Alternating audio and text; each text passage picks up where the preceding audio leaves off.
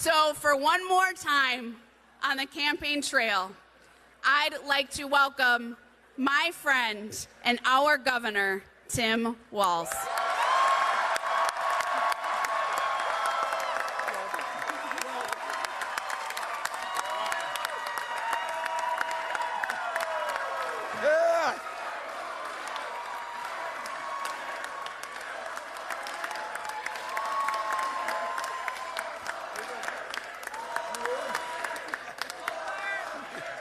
We don't know where Hoper is. I know, I'm right here. Good.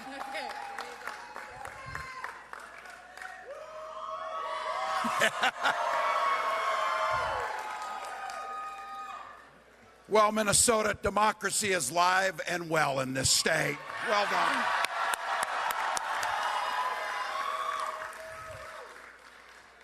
Over the past few months, many of you have talked to neighbors, you've got out and you've done the work, and you've talked about what matters to us as Minnesotans.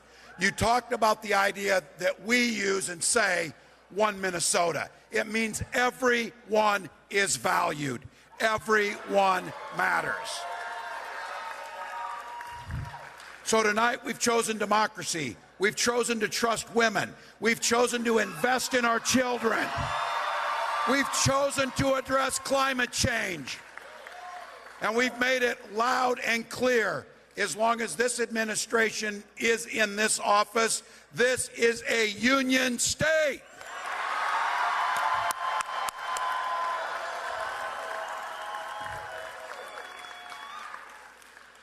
As Lieutenant Governor said, we do so much better when we find our common ground.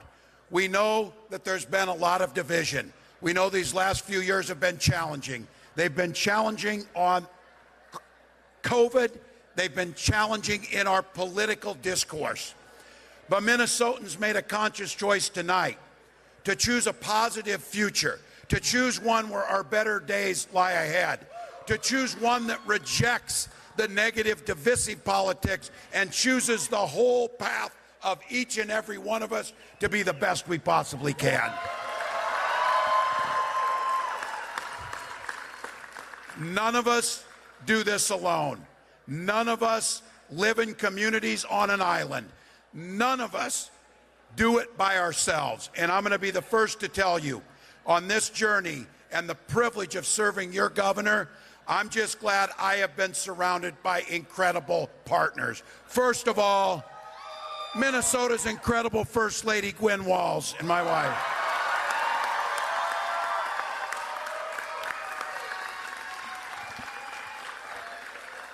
And we're just unabashedly pretty proud of two really great kids, Hope and Gus.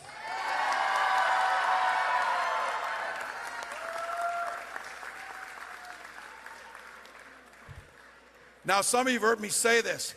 Behind every governor, there's an astonished mother-in-law. That mother-in-law is here tonight, Gwen's parents, Val and Lynn Whipple.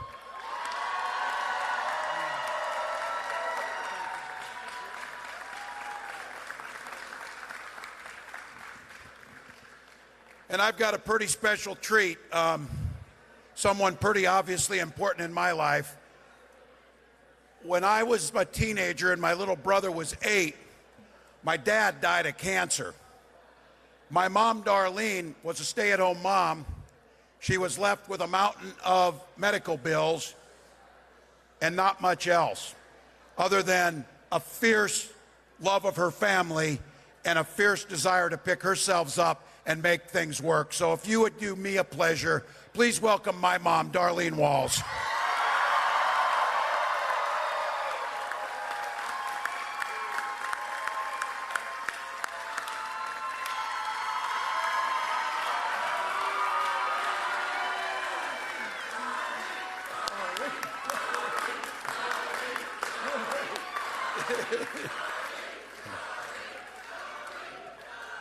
Well, you're all so great. Give me just a time of personal privilege, though, as again, we don't do this alone.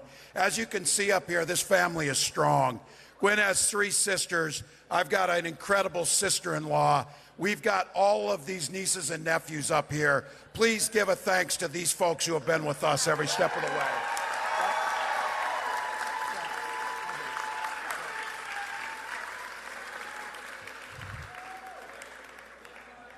And I'm proud of the work we've done together over 4 years. We're going to do this work without a global pandemic. And I have to tell you, there's ballots still out, and there's constitutional offices still being counted, and there's House and Senate races. But I just want to be very clear. There is no red wave, and we are coming. We are coming.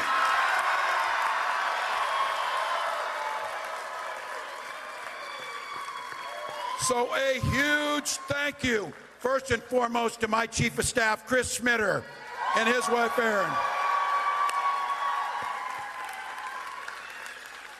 To the entire staff, and to those, I see some of them out here, former and current, to our commissioners, who are the most incredible public servants, all of them.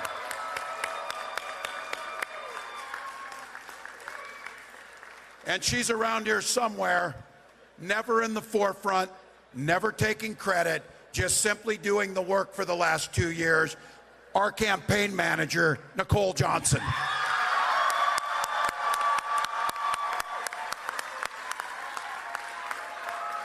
Yay.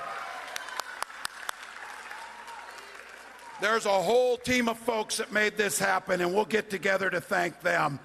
I'm also going to thank all those elected officials. I saw Senator Marty. I see a lot of folks out here. All these elected officials, all of the community leaders, all of the business leaders, and all of our labor friends who are here. Thank you.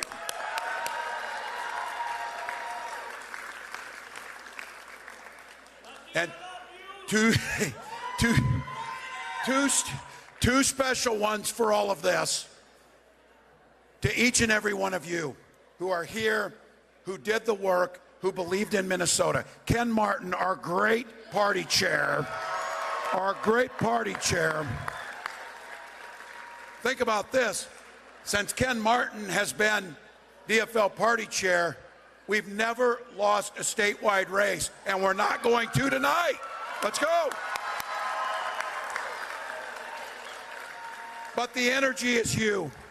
To Minnesotans who are willing to give up their time, their treasure, their talents, to stand up for those who don't have a voice, to come and work, to knock doors, to vote, to drag somebody else to vote, and to believe that there is a society that we can create in Minnesota that makes life a little easier for our neighbors, that lifts up those that might be challenged at a time, who can tackle the hardest problems, from public safety to climate change, in an optimistic way that lets us lead the country.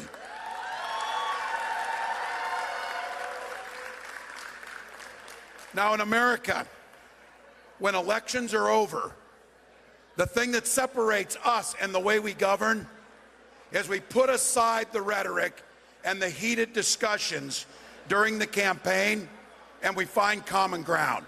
So I want to make sure that all of us, with heartfelt sincerity, thank Scott Jensen and Matt Burke for putting themselves out there to run, to put out their family into this arena and come to the democracy, and now ask, let's join together to solve Minnesota's problems. So thank you for that.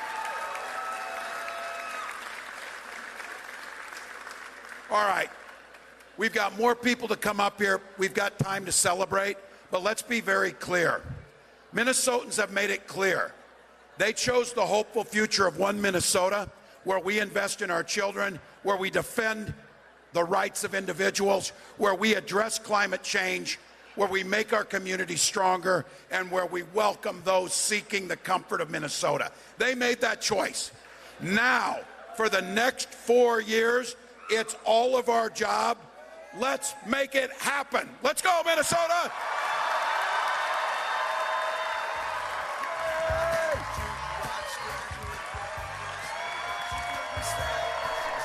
All right, Governor Walz.